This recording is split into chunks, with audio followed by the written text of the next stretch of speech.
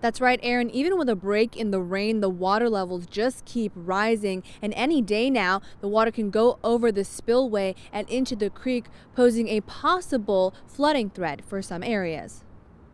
Over the weekend, the Anderson Reservoir in Morgan Hill reached 99.3% capacity, inching closer to spilling over.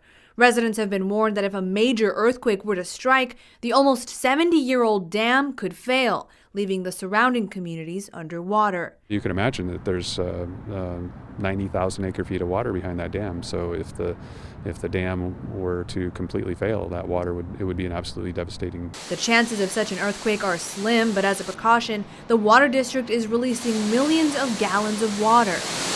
With more rain on the way, a big concern is potential flooding along Coyote Creek. Suffice to say that people that live close to any creek should be paying real close attention to it during these next series of storms. Plans to retrofit the dam have been delayed by the changing design process and won't get underway for at least 3 years. We're going to have to remove almost a pretty good chunk of the dam and then rebuild it.